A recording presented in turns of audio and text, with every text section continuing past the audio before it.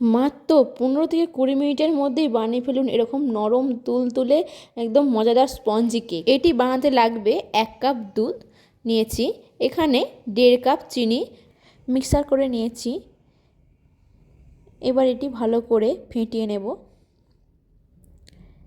ভালো করে ফেটে নেওয়ার পর এতে দিয়ে দেব 1/2 কাপের একটু কম তেল। সাদা তেল ব্যবহার করেছি, এতে যে কোনো সাদা তেল ব্যবহার করতে পারেন। এটি ভালো করে ফেটিয়ে নিয়ে এবার দিয়ে দেব 2 কাপ ময়দা। অল্প অল্প করে মিশিয়ে নেব, নাহলে ডলা পেকে যেতে পারে। এটা ভালো করে মিশিয়ে নেব, নিয়ে বাকি যে ময়দাটি সব দিয়ে দেব, দিয়ে ভালো করে ফেটিয়ে নেব। যত ভালো করে ফেটাবেন তত কেকটা ভালো স্পঞ্জি হবে। 4 থেকে 5 মিনিট মতন এইভাবে একইভাবে এটা ফেটিয়ে নেব।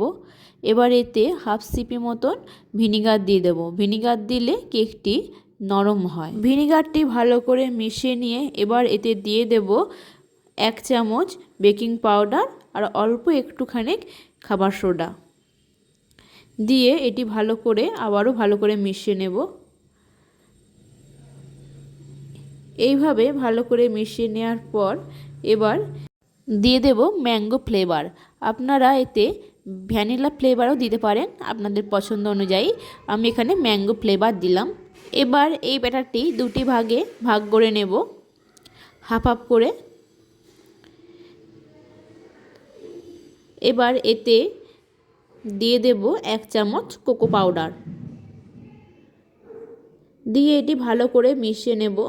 এটি কোকো পাউডারটা দেওয়ার ফলে এটি একটু ঘন হয়ে এসেছে, তাই এতে অল্প একটুখানি দুধ দিয়ে দেব, দিয়ে এটি ভালো করে মিশিয়ে নেব। এটি ভালো করে মেশানো হয়ে গেছে। এবার এরকম ইডলি স্ট্যান্ড নিয়ে নেব। আপনারা চাইলে বাটি নিতে পারেন, বাটিতেও এইভাবে করতে পারেন। এগুলিতে অল্প করে তেল মাখিয়ে নেব। তেল মাখিয়ে নিয়ে এবার চামচে করে দুটি ব্যাটার 1 চামচ 1 চামচ করে এবার এতে দিয়ে দেব। একটি দিলে আবার একটি দেব, মাঝখান করে এটি দিতে হবে। এরপরে আবার একটি ব্যাটার দেব। এইভাবে থাকে থাকে একটি একটি করে ব্যাটার সাজিয়ে দেব। পুরোপুরি ভর্তি করে দেব না, দিলে এটি ফুলে আরও বড় হয়ে যাবে। এই একইভাবে প্রত্যেকটি থাক থাক করে দিয়ে সাজিয়ে দেব। এটি দেখুন এখনই কত সুন্দর দেখতে লাগছে। এর ওপর যদি ফুলের ডিজাইন করা হয় তাহলে আরও কত ভালো দেখতে লাগবে। যদি বাচ্চাদেরকে আপনারা এইভাবে বানিয়ে দেন, বাচ্চারা খুবই খুশি হবে। এইভাবে আপনারা আপনাদের বাচ্চাদেরকে এইভাবে বানিয়ে দেবেন, তারা পেয়ে খুবই খুশি হবে। এইভাবে আমি প্রত্যেকটি বানিয়ে নিয়েছি। এবার একটি কাঠি নেব। কাঠি নিয়ে এবার এগুলিকে এইভাবে একটু ডিজাইন করে নেব। দেখুন একটি ফুলের মতন ডিজাইন হয়ে যাচ্ছে।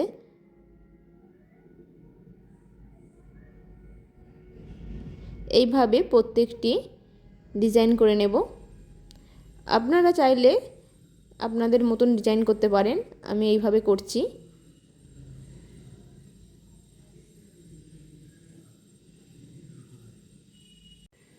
এইগুলি সব করা হয়ে গেল। এবার আরেকটি নিয়ে নেব, এইগুলিতে এবার করে নেব। এইগুলি একটি অন্য ডিজাইন করব। প্রথমে কোকো পাউডারের ব্যাটারটি দিয়ে দেব। এইভাবে দিয়ে এবার এর ওপর একটু একটু করে একদম বিন্দু বিন্দু মতন করে এই ব্যাটারটি দিয়ে দেব।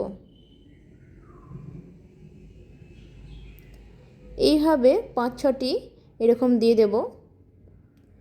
দিয়ে এবার একটি কাঠি দিয়ে এইভাবে একটি ডিজাইন করে দেব। দেখুন এটি কত সুন্দর দেখতে লাগছে। ওই একই রকমভাবে এবারে এই ব্যাটারটি একটু দিয়ে এর ওপর এই ব্যাটারটি অল্প অল্প করে একটু দিয়ে দেব।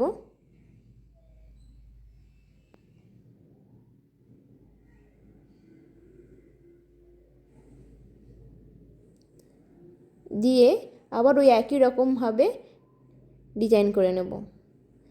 দেখুন কত সুন্দর দেখতে লাগছে ফুলের মতন। এইভাবে সবগুলো বানিয়ে নেব। আপনারা আপনাদের পছন্দ মতন ডিজাইন দেবেন। একই রকম যে করতে হবে এমন কোনো মানে নেই। দেখুন এগুলো সব রেডি হয়ে গেছে। এবার এগুলি স্ট্যান্ডে চাপিয়ে দেব।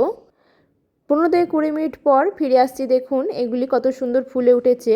এবার কাঠি দিয়ে দেখে নেব ভেতরটি হয়েছে নাকি।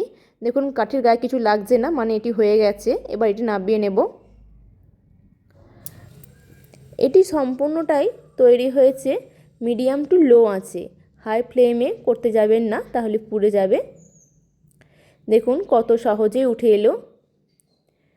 আর দেখুন কত সুন্দর স্পঞ্জি নরম হয়েছে, একদম হাতের মুঠোয় চলে আসছে। চলুন আপনাদের একটি ভেঙে দেখাই ভেতরটা কেমন স্পঞ্জি হয়েছে। দেখুন কত ছিদ্র ছিদ্র স্পঞ্জের মতন হয়েছে। এটা দেখুন এটিও খুব সুন্দর হয়েছে। এটি চকলেটের দিকটা পেছনের দিকে ছিল বলে একটু লাল লাল মতন রং ধরে এসেছে। দেখুন কত সুন্দর দেখতে হয়েছে, কত নরম তুলোর মতন।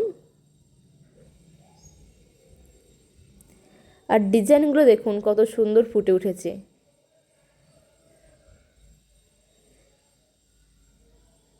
এত সুন্দর আর নরম হয়েছে যে মুখে দিলেই একদম মিলিয়ে যাবে। চলুন আপনাদেরকে আরেকটি তুলে দেখাচ্ছি। দেখুন কত সুন্দর। আর প্রত্যেকটি ডিজাইন দেখুন একই রকম রয়েছে।